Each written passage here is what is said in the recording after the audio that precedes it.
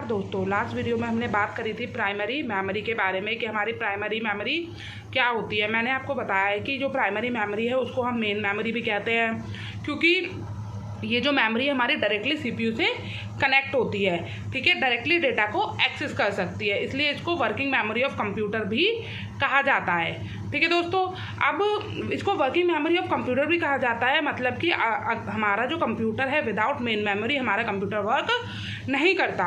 तो इस वीडियो में हम बात करेंगे अपने सेकेंडरी स्टोरेज डिवाइसेस के बारे में, मतलब सेकेंडरी मेमोरी के बारे में कि हमारे सेकेंडरी स्टोरेज डिवाइसेस कौन कौन से हैं, क्या क्या हैं, मतलब इस टाइप से हम इसमें वीडियो में डिस्कस करने वाले हैं। तो सबसे पहले हम जानेंगे कि हमारे सेकेंडरी स्टोरेज एक्चुअली में होते क्या हैं। तो दोस्तों, जो हमारे सेकेंडरी स्टोरेज डिवाइसेस है ना, वो हमारे नॉन वोलेटाइल होते हैं नेचर में। Non volatile that means no need of power supply, मतलब जिसमें हमारी पावर की ज़रूरत नहीं होती। आप अपने कंप्यूटर पे काम करते हो और किसी भी रीज़न से अगर आपका कंप्यूटर स्विच ऑफ हो जाता है तो आपका डेटा इरेज नहीं होता। ठीक है, जो हमारा सेकेंडरी स्टोरेज डिवाइस है उसकी जो कैपेसिटी है वो भी बहुत ज़्यादा होती है, मतलब वहाँ पे आप लार्ज अमाउंट ऑफ डेटा को स्टोर कर रख सकते हो। ठीक है, और हमारा जो सेकेंडरी स्टोरेज डिवाइस है उसको आप auxiliary and backup storage device भी बोलते हो। ठीक है, इसके बाद जो हमारी ये हमारा लो कॉस्ट होती है इसकी, और इसकी रिलायबल भी होती है, मतलब ठीक है। अगर जैसे किसी भी मतलब सीपीयू को किसी भी डेटा की करंटली रिक्वायरमेंट नहीं है तो वो क्या करता है, वो डेटा जो है हमारा सेकेंडरी स्टोरेज में सेकेंडरी मेमोरी में सेव हो जाता है। ठीक है, जब भी हमारे सीपीयू को रिक्वायरमेंट होती है तो वो डेटा को मेन मेमोरी में डालता है, उसके बाद उसको एक्सेस करता है। मैंने आपसे कहा ना, हमारा सेकेंडरी स्टोरेज डिवाइस हमारे डायरेक्टली कनेक्ट नहीं होते, किससे, सीपीयू से। तो इसके लिए पहले सेकेंडरी स्टोरेज में से डेटा को मेन मेमोरी में डालना पड़ता है, उसके बाद सीपीयू उसको एक्सेस करता है। ठीक है, तो अगर मैं यहाँ पे टाइम की बात करूँ तो इसमें इसका एक्सेस टाइम थोड़ा ज़्यादा होता है प्राइमरी मेमोरी के कंपैरिजन में, बिकॉज जैसा कि मैंने आपको बताया प्राइमरी मेमोरी तो हमारी डायरेक्टली सीपीयू से कनेक्ट होती है तो डायरेक्टली डेटा को एक्सेस कर पाती है। लेकिन अगर ये मेमोरी हमारी डायरेक्टली कनेक्ट नहीं हो तो इसमें से पहले डेटा को सेकेंडरी स्टोरेज में से मेन मेमोरी में डालना पड़ेगा, उसके बाद सीपीयू एक्सेस करता है। तो इसमें अपने आप ही पता चल रहा है कि इसमें टाइम तो ज़्यादा लगने वाला है, तो इसलिए इसका एक्सेस टाइम हम बोलते हैं कि सेकेंडरी स्टोरेज डिवाइसेस, मतलब कि सेकेंडरी मेमोरी में हमारा एक्सेस टाइम थोड़ा सा ज़्यादा होता है। ठीक है, अब जो हमारे सेकेंडरी स्टोरेज डिवाइसेस है वो दो टाइप के होते हैं, एक फिक्स्ड और एक रिमूवेबल। फिक्स में क्या होता है, हमारा इंटरनल मेमोरी आती है, और रिमूवेबल में मतलब हमारा एक्सटर्नल मेमोरी आती है। इंटरनल के बारे में मैंने आपको प्रीवियस वीडियो में अच्छे से बताया था कि जिसमें मैंने लिया था सिलिकॉन चिप, मतलब कि जो हमारे मदरबोर्ड पे इंस्टॉल्ड होते हैं ड्यूरिंग मैन्युफैक्चरिंग, जिनको आप खुद से इंस्टॉल नहीं करते। रिमूवेबल मतलब कि जिसको आप खुद से इंस्टॉल कर सकते हो और रिमूव भी कर सकते हो, लगा भी सकते हो, रिमूव भी कर सकते हो। ठीक है, चलिए देखते हैं हमारे सेकेंडरी स्टोरेज डिवाइसेस कौन कौन से हैं। Hard disk, floppy disk, tape drive जिसे आप मैग्नेटिक टेप भी बोलते हो, सीडी रोम, सीडी मतलब कॉम्पैक्ट डिस्क, रो मतलब ROM read only memory, CD read write, DVD. ठीक है, आगे देखिए pen drive and flash drive. अब पढ़ेंगे हमारा सबसे पहले हमारी हार्ड डिस्क क्या होती है। तो दोस्तों, सबसे पहले मैं आपको बताना चाहूँगी जो हमारी हार्ड डिस्क होती है वो एक फिक्स स्टोरेज डिवाइस है। ठीक है, मतलब कि फिक्स स्टोरेज डिवाइस है, ये ऑलरेडी इंस्टॉल होता है आपके मदरबोर्ड पर। ठीक है, अब इसमें क्या होता है, हार्ड डिस्क में एक बीच में ना एक शाफ्ट होता है। ठीक है, शाफ्ट होता है वर्टिकल शाफ्ट, जिसपे बहुत सारे प्लेटर्स लगे होते हैं। ठीक है, राउंडेड शेप में होते हैं, सर्कुलर शेप में होते हैं वो प्लेटर। तो वो प्लेटर क्या करते हैं, वो हमारे हेल्प करते हैं डेटा को रिकॉर्ड करने के लिए। ठीक है, उन दोनों साइड से उस प्लेटर्स पे हमारा डेटा रिकॉर्ड होता है। ठीक है, और जो लेकिन एक्सेप्ट जो टॉप वाला सबसे, जैसे ये प्लेटर है ना, ये इस टाइप के ये प्लेटर हैं, ये शाफ्ट है। ठीक है, ये देखो, ये पहले मैं शाफ्ट बनाती हूँ और उसके बाद ये प्लेटर है। ठीक है, ये प्लेटर सारे हमारे शाफ्ट पे हैं। ये जो ये वाला पार्ट और इसका ये वाला पार्ट है ना, इन दोनों पार्ट्स को छोड़कर जो इंटरनल इसका पार्ट है वहाँ हर जगह हमारा डेटा रिकॉर्ड होता है। ठीक है, ये आपका शाफ्ट हो गया, ये आपके प्लेटर्स हो गए। ठीक है, प्लेटर्स हमारे कहाँ माउंटेड है, ऑन अ वर्टिकल शाफ्ट। ठीक है, फॉर्मिंग एज डिस्क पैक। ठीक है, मैंने आपको बताया हमारे इंटरनली सारे अप एंड डाउन दोनों साइड से हमारा डेटा रिकॉर्ड होता है। बस जो इसका अपर टॉप पार्ट है ना, और ये लोअर आउटर पार्ट है, जो टॉप आउटर पार्ट और लोअर आउटर पार्ट को छोड़कर इंटरनली हर एक प्लेटर में दोनों साइड से हमारा डेटा इसमें रिकॉर्ड होकर चलता है। ठीक है, आगे देखिए दोस्तों, जो हमारा डेटा है वो हमारा रिकॉर्डेड और concentric circle on the surface of platter called track. देखिए जो यहाँ पे मैंने लिया है, देखो यहाँ पे मल्टीपल सर्कल्स है ना, ये है हमारा concentric circle, then again again again, circular form में सारा बन रहा है। इनको हम कहते हैं ट्रैक, ठीक है, ये है हमारे ट्रैक। इसको हमने कर दिया है सब डिवाइड, डेटा की अरेंजमेंट के लिए हम इसको सब डिवाइड करते हैं, उसको हम कहते हैं आपका सेक्टर, ठीक है, उनको हम सेक्टर बोलते हैं। और इसको क्या बोलते हैं, ट्रैक। जो हमारा डेटा है वो हमारे बिल्कुल मिड से वो होना शुरू करता है, डेटा स्टोर होना शुरू करता है बिल्कुल मिड से, ठीक है। It is sealed into single module, इसको हम सील कर देते हैं, क्यों, क्योंकि ये हमारा इनको स्क्रैचेस वगैरह इस पर हमारी सीडी हमारी हार्ड डिस्क पे ना पड़ जाए, इसको सील करके चलते हैं, ठीक है। तो ये है आपका हार्ड डिस्क। अब हम बात करेंगे अपनी फ्लॉपी डिस्क के बारे में। तो दोस्तों जनरली इसका यूज़ हम बहुत ही कम करते हैं।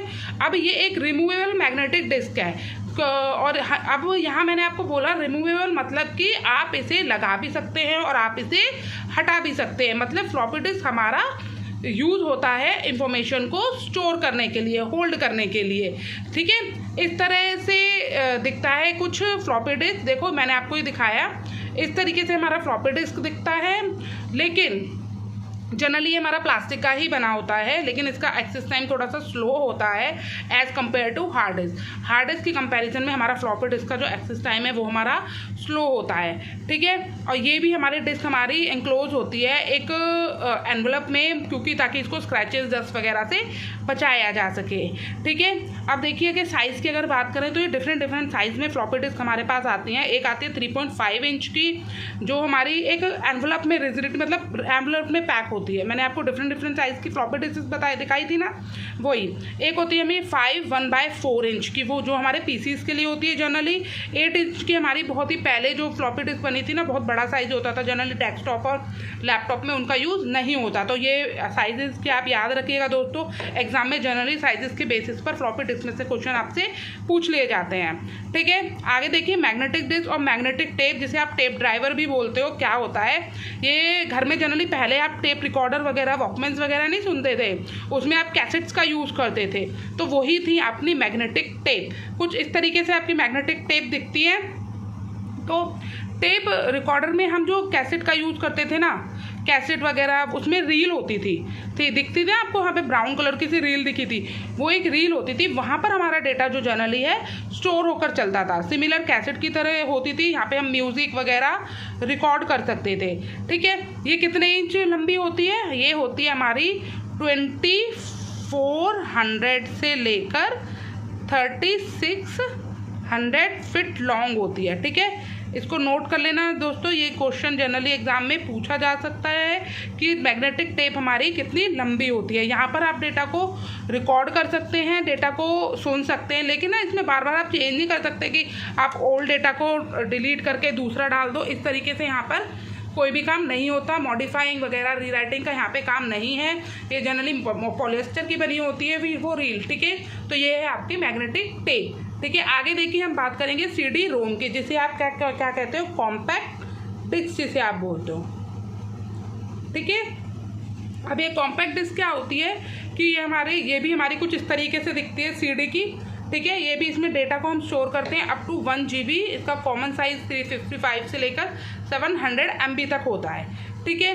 अब इसमें जो डेटा रिकॉर्ड होता है बाय यूजिंग लेज़र बीम्स को यूज़ करके हमारा डेटा रिकॉर्ड होता है एक सरफेस पर। जैसे आप ऑप्टिकल डिस्क भी बोल सकते हो, इस सीडी रोम को आप ऑप्टिकल डिस्क भी बोल सकते हो। लेज़र बीम को यूज़ करके हमारा डेटा स्टोर करता है। इसको हमारे किसी भी सीडी को एक्सेस करने के लिए सीडी ड्राइवर की ज़रूरत पड़ती है, और उसमें कोई डेटा लिखने के लिए हमें राइटर की नीड होती है, ठीक है दोस्तों। आगे देखिए, इसको हम WORM भी बोलते हैं, मतलब वर्क वंस रीड मैनी। मतलब इसमें डेटा तो आप एक बार ही स्टोर कर सकते हो, लेकिन उसको रीड काफ़ी बार कर सकते हो, लेकिन डेटा सिर्फ एक बार, मतलब काम इसमें सिर्फ एक बार कर सकते हो। और रीड मैनी टाइम, मतलब सीडी में कोई भी सॉन्ग, कोई भी कुछ भी आपने colour, graphic, sound, video, audio, anything जो भी आपने उसमें डाला है, उसको आप सिर्फ एक ही बार डाल सकते हो।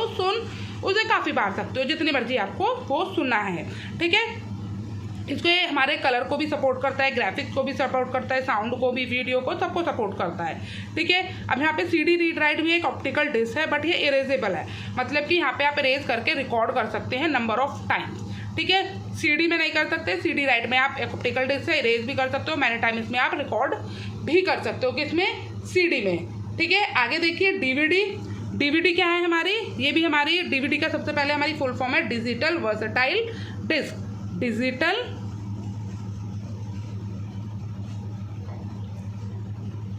Versatile disc.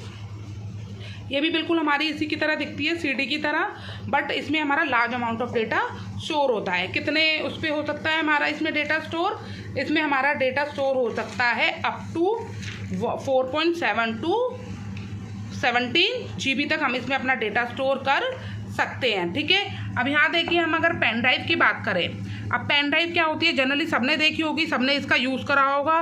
ठीक है, ये है आपकी पेन ड्राइव। इसमें क्या होता है, एक USB कनेक्शन स्टोर होता है, यूज़ करता है एक स्टैंडर्ड कनेक्शन जिसे आप कहते हो USB। ठीक है, यूनिवर्सल सीरियल बस, यूनिवर्सल सीरियल बस। ठीक है, इसका आप यूज़ करते हो, इसमें कनेक्शन के लिए, डेटा को ट्रांसफ़र करने के लिए यूज़ होता है। जनरली सब लोग यूज़ करते हैं, ज़्यादा मुझे इसके डीपली बताने की ज़रूरत नहीं है क्योंकि सबने आजकल यूज़ करी होगी, रिसेंट में बहुत यूज़ होता है इस पेन ड्राइव का। पेन ड्राइव को आप डेटा को इधर से दूसरे एक जगह से दूसरी जगह पर ले जा सकते हो। इसको आप जनरली पेन ड्राइव को फ्लैश ड्राइव भी कह सकते हो। हाँ, जनरली पेन ड्राइव को हम फ्लैश ड्राइव भी कह सकते हैं और डेटा को ट्रांसफ़र करने के लिए यूज़ होती है, बहुत ही कॉमनली यूज़ है, पॉकेट में भी आ जाती है, कहीं भी ले जाओ, कहीं भी से भी ले आओ, डेटा डालो। वेरियस साइज़ आते हैं इसका, 256 तक इसका पेन ड्राइव का वेरिएशन होता है, मतलब 32 GB की भी मिलती है, 16 GB की भी मिलती है, 64 GB तक भी मिलती है, लेकिन 256 GB तक 56 GB तक इसका साइज़ जो होता है वो लास्ट साइज़ होता है। ठीक है, मेमोरी फ्लैश भी, इसको हम फ्लैश रैम भी कहते हैं, वो डिजिटल कैमरा, सेटअप बॉक्स वगैरह में यूज़ होता है। ये भी हमारा जो हमारे इसको इलेक्ट्रिकली जो EEPROM के बारे में मैंने आपको बताया था, ये उसका एग्जांपल हो सकता है। मतलब इलेक्ट्रिकली हमारा जो डेटा है EEPROM पढ़ा था ना हमने प्रीवियस वीडियो में, electrical erasable programmable read only memory. Flash memory हमारा उसका एग्जांपल है और यहाँ पेन ड्राइव को भी हम उसका एग्जांपल मान सकते हैं। ठीक है, जनरली ये दो छोटे से कंसेप्ट थे, होप आपको समझ में आया होगा दोस्तों। धन्यवाद।